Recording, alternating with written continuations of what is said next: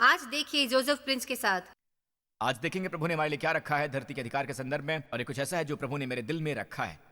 अगर स्वाभाविक तौर पर इसका प्रचार कर रहा हूं तो इसका मैं प्रचार नहीं करना चाहूंगा, क्योंकि ये कुछ ऐसा नहीं है जो कि मेरे पास है। पता है, ये मेरे हृदय में नहीं है कि मैं इसका प्रचार करूं, पर मुझे इसका उपदेश लोगों को देना है, क्योंकि यही उन्हें भूमि पर अधिकार करने से रोक रहा है। तो मैंने सोचा कि कुछ ऐसा होगा जो जैसे कि विश्वास की कमी, या जैसा कि आप जानते हैं प्रकाश की कमी, या कुछ ऐसे मसले। अगर कोई ऐसा प्रकाश का अभाव है तो यही बात है जो उनसे छीन रही है, और आप सख्ती में आ जाएंगे जब मैं आपको ये पहले बताऊंगा, क्योंकि आप सोच रहे होंगे क्यों क्यों आप प्रचार कर रहे हैं पास्टर प्रिंस, और आप देखेंगे कि कैसे ये आपकी बुद्धिमत्ता कि आप सुन रहे हैं चुरा लेता है और छीन लेता है आपकी विरासत को।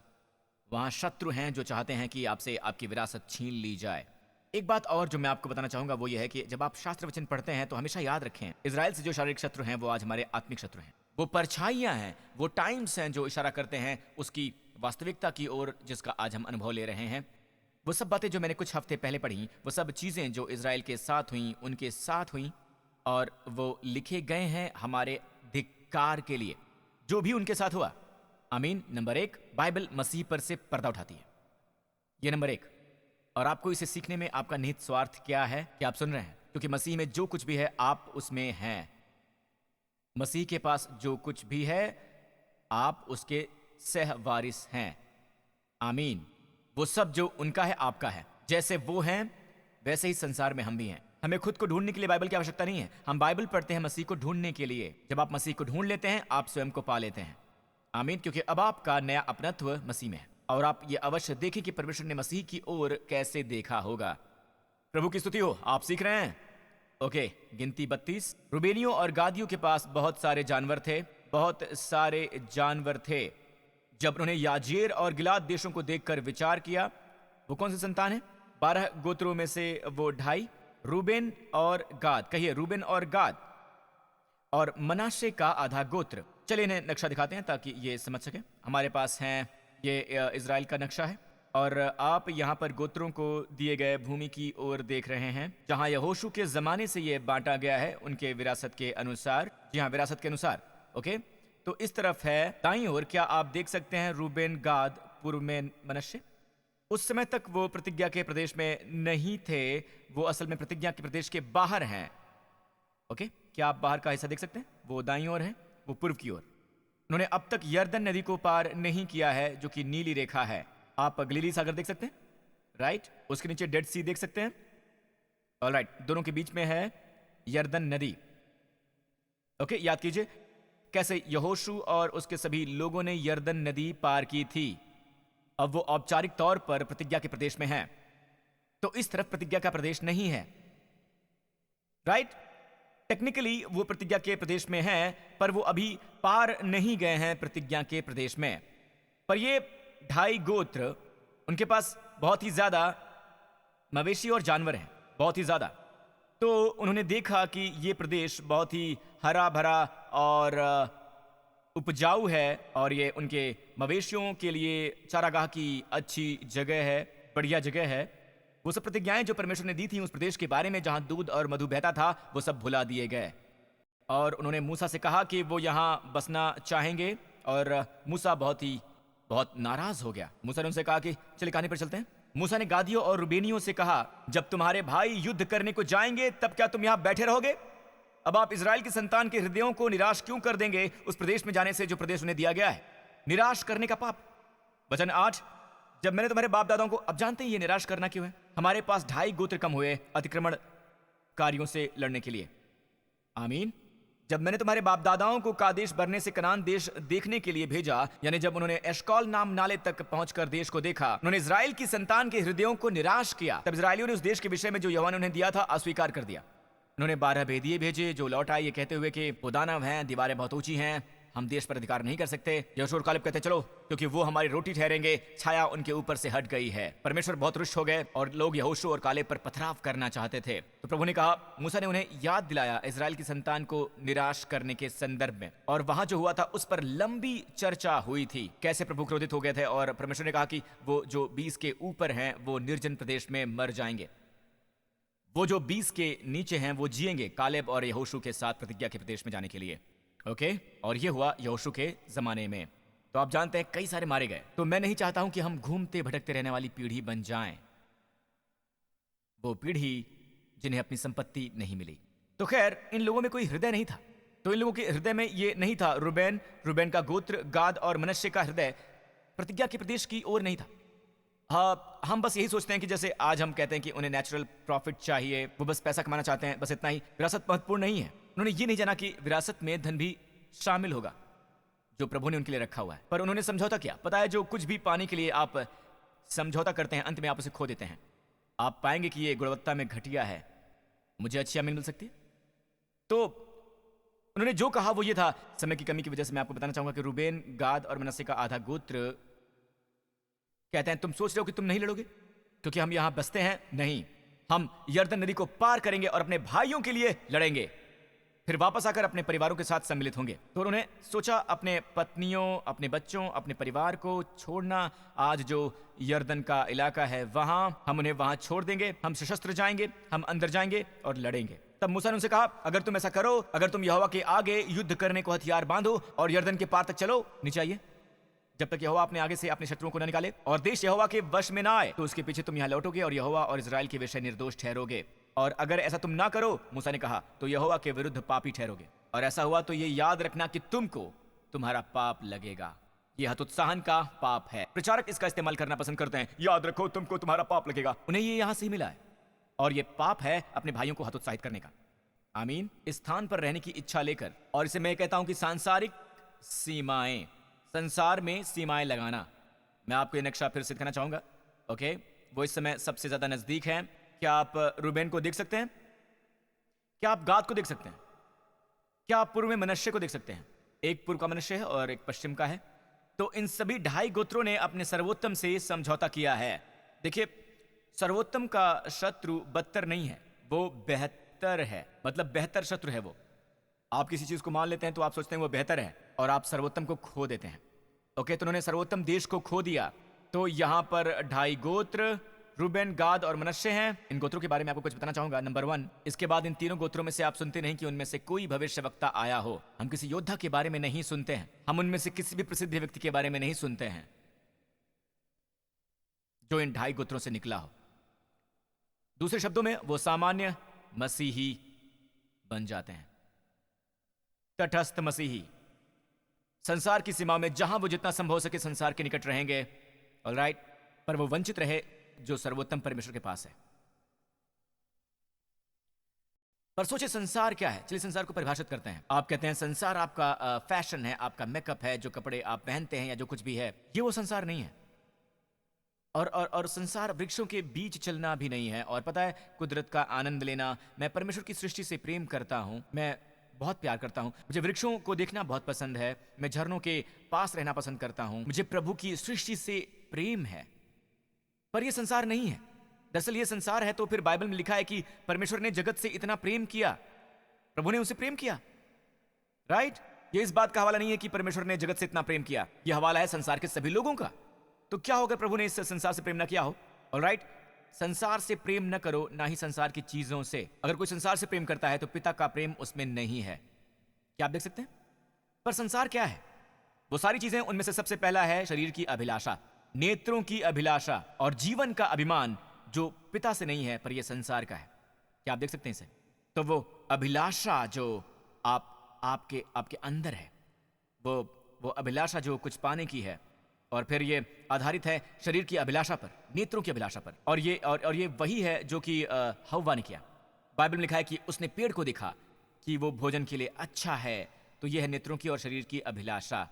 और साथ ही है किसी को बुद्धिमान बनाना, परमेश्वर के अनुसार नहीं बल्कि उस सर्प के अनुसार, शैतान के तरीके से, किसी को निष्प्रभावी करने के लिए। आमीन। यह है जीवन का अभिमान।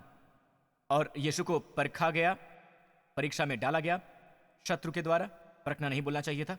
पर इन 3 क्षेत्रों में, पत्थरों को रोटी में बदल दो, शरीर की अभिलाषा, वो सब चीजें जो तुम देखते हो मैं तुम्हें दूंगा अगर तुम झुककर मेरी उपासना करोगे। शैतान कहता है नेत्रों की अभिलाषा, आमीन, नीचे कूद जाओ ताकि हर कोई देख सके कि तुम मसीहा हो, जीवन का अभिमान। यीशु वहां सफल हुए जहां आदम नाकामयाब रहा।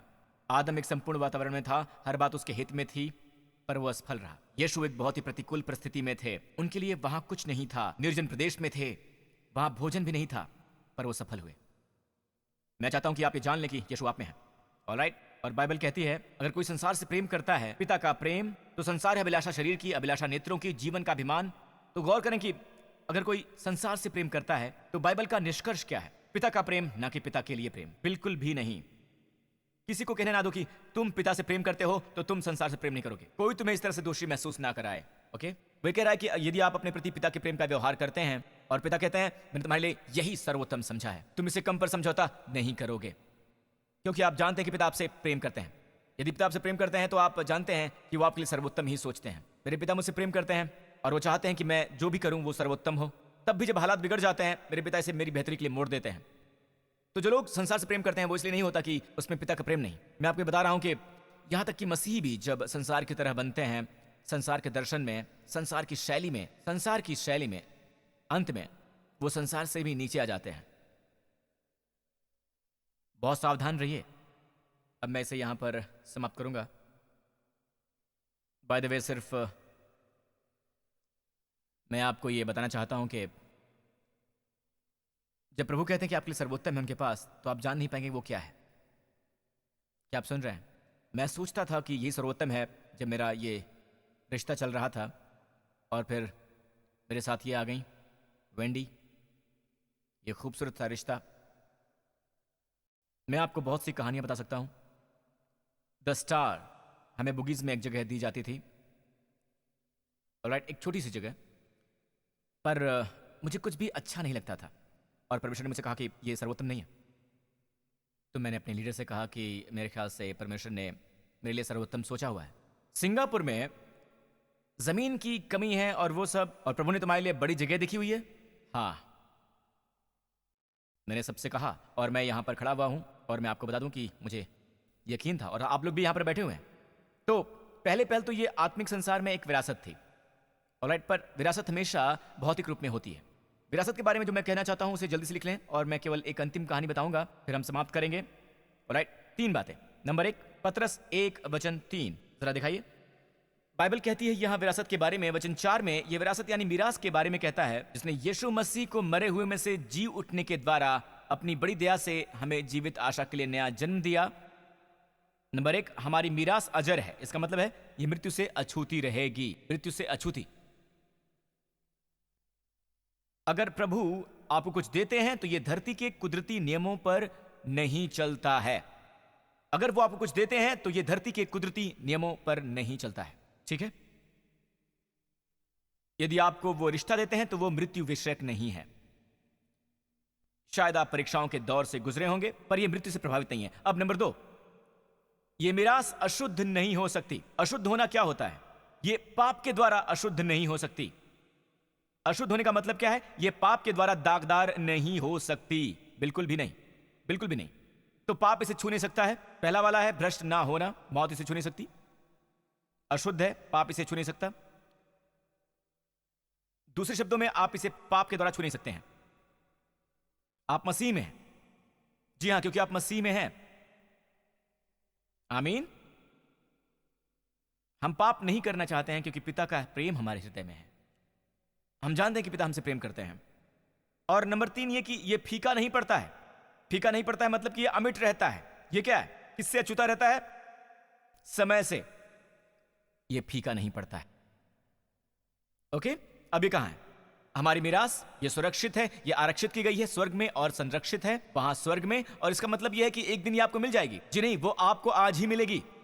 पर आपका बैंक यहां पर नहीं है, आपका बैंक है वहां पर, जहां कीड़ा इसे नष्ट नहीं कर सकता, जहां चोर सेंध नहीं लगा सकता और उसे चुरा नहीं सकता, जहां मुद्रास्फीति की शक्ति इसे छू नहीं सकती है।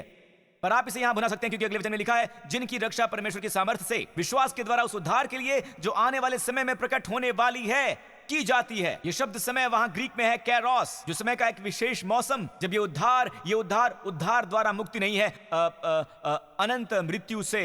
आमीन। ये उसका हिस्सा है, पर यह उद्धार एक ऐसी चीज है जो होगी अंतिम कैरोस क्षण में। हम अंतिम समय की पीढ़ी हैं। हम वो लोग हैं जो परमेश्वर के उद्धार को यहां प्रकट होता हुआ देखेंगे, प्रकटीकरण के लिए अपने अंतिम समय में। जी हाँ, आखिरी समय में। ओके, तो ये तुम्हारी मिरास यानी विरासत है। इसे मृत्यु छू नहीं सकती, कभी भी नहीं, और इसे समय भी कभी भी छू नहीं सकता। ये पाप द्वारा शुद्ध नहीं होती, कभी नहीं। आमीन। अब एक कहानी सुनाऊंगा, एक दुख भरी कहानी, पर एक अद्भुत कहानी अंत में, क्योंकि ये बहुत ही खूबसूरत कहानी है। एक धर्मी राजा था। मैंने पिछले सप्ताह आपको बताया था कि राज्य 2 हिस्सों में बटा था, इजराइल का राज्य और यहूदा का राज्य यरूशलेम में। जी हाँ, यरूशलेम में। तो इस समय इजराइल का राजा है अहाब, इजबेल का पति इजबेल। पास्टर ऐसे मत चिल्लाइए, क्योंकि मैं ऐसी ही किसी महिला से विवाहित हूं। मैं बस मजाक कर रहा हूं, ठीक है। आई एम सॉरी, मैंने आपको डरा दिया। और दूसरा वाला है यहोशापात। यहोशापात एक धर्मी राजा है, एक अच्छा राजा है, बहुत ही बढ़िया राजा है, और वो यहूदा का राजा है। चलिए चलते हैं कहानी पर। और इजराइल के राजा अहाब ने यहूदा के राजा यहोशापात से कहा, तू मेरे साथ गिलोद के रामोत पर चढ़ाई करेगा, जो सीरिया के अधीन है। रामोत और गिलोद असल में इजराइल से हैं, पर ये अब उस समय से सीरिया के अधीन थे। और उसने उत्तर दिया, जैसा तू वैसा मैं हूं, और जैसी तेरी प्रजा वैसी मेरी प्रजा भी है। हम लोग युद्ध में तेरा साथ देंगे। उसने किसी के साथ समझौता किया जो सांसारिक था, कोई जो समझौता कर रहा था, जिसने प्रभु की आज्ञा नहीं मानी, जिसकी पत्नी असल में बाल की पूजा को बढ़ावा दे रही थी। याद है एलिया की कहानी? ओके, देखते हैं युद्ध का क्या हुआ। और न केवल ये, बल्कि वो कहता है कि नहीं चाहिए। इजराइल का राजा बहुत चाल चल रहा था, पता है। और इजराइल के राजा ने यहोशापात से कहा, मैं तो भेष बदल कर युद्ध में जाऊंगा, पर तू अपने ही वस्त्र पहने रह। अब यहोशापात के लिए ये एक बेवकूफी का क्षण था। ऑलराइट, तो इजराइल के राजा ने भेष बदला और वो दोनों युद्ध में गए। तो सीरिया के राजा ने रथों के प्रधानों से कहा, जो उसके साथ गए हुए थे, छोटे बड़े किसी से भी युद्ध ना करो, पर केवल इजराइल के राजा से करो। ये बहुत अच्छी रणनीति थी। दूसरे शब्दों में, हर किसी से युद्ध मत करो, पता लगाओ कि इजराइल का राजा कौन है, उसे समाप्त कर दो।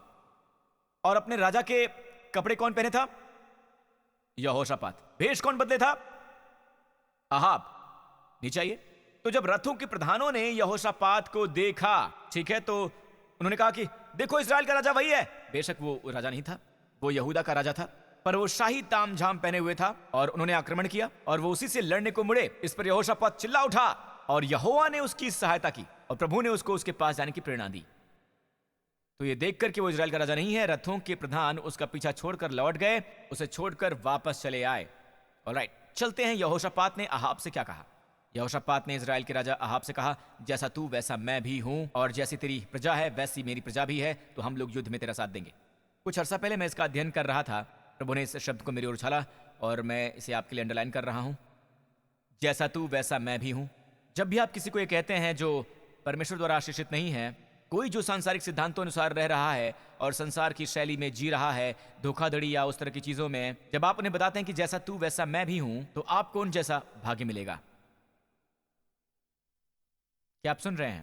प्रभु कहते हैं यहां तक कि प्रकाशित वाक्य की पुस्तक में, जो बाइबल की अंतिम पुस्तक है, उसमें से निकल जाओ कि तुम उसके पापों में भागी न हो, और उसकी विपत्तियां तुम पर ना आन पड़े। तो एक मसीही के लिए संभव है कि वो ऐसी विपत्तियों को छू ले जो उसकी नहीं है।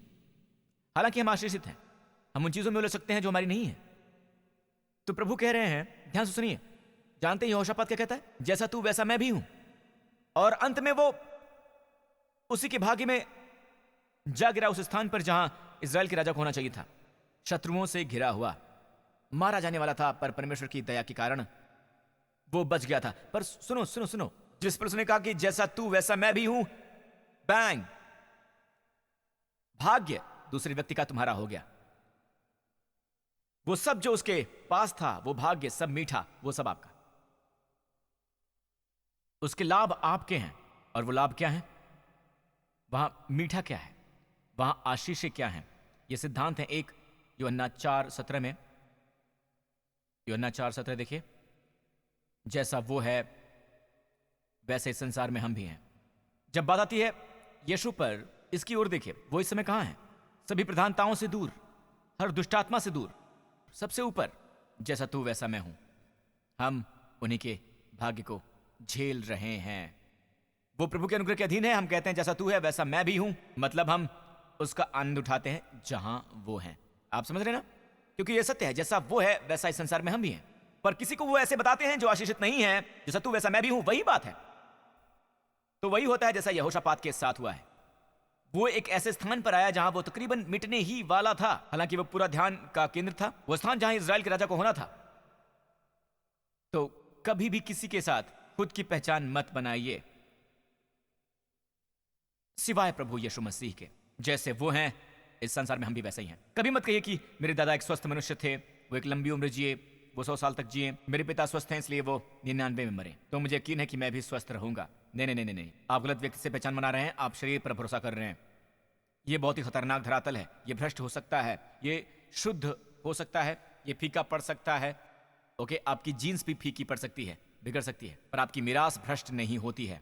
यीशु के साथ पहचान बनाओ जो अजर और भ्रष्ट हैं। आमीन। वो अमिट हैं। आमीन। वो हमेशा के लिए नौजवान हैं, पिता के दाहिने हाथ पर हैं। कहिए, जैसे तुम जवान हो वैसे मैं भी हूँ इस संसार में, जैसे तुम शक्तिशाली हो वैसे मैं भी हूँ इस संसार में, जैसे तुम हर रोग से मुक्त हो मैं भी संसार में मुक्त हूँ, तुम परमेश्वर के अनुग्रह के अधीन हो मैं भी संसार में वैसा ही हूँ, तुम हर बुराई से दूर हो मैं भी संसार में वैसा ही हूँ। आमीन।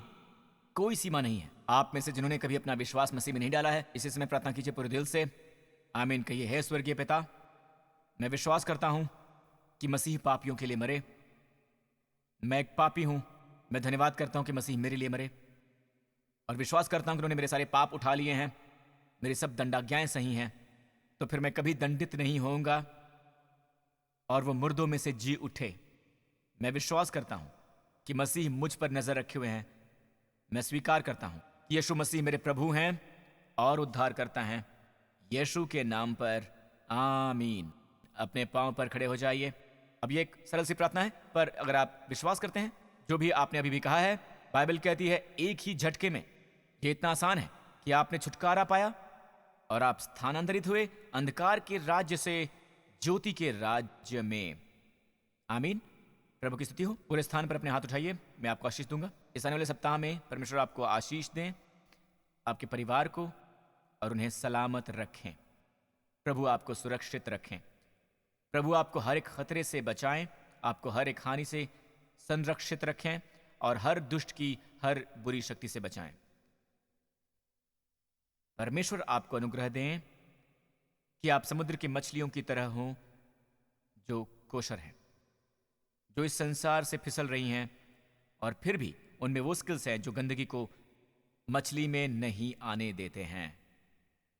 यीशु के नाम पर आप संसार में हो पर संसार के ना हो। आप वैसे ही हो जैसे कि प्रभु यीशु हैं, धर्मी, पवित्र, शक्तिशाली, स्वस्थ, जवान, ऊर्जावान, सभी प्रधानताओं से ऊपर, सभी दुष्टताओं से ऊपर, परमेश्वर के अमिट अनुग्रह के अधीन, यीशु के नाम पर आमीन। प्रभु आपको आशीष दें।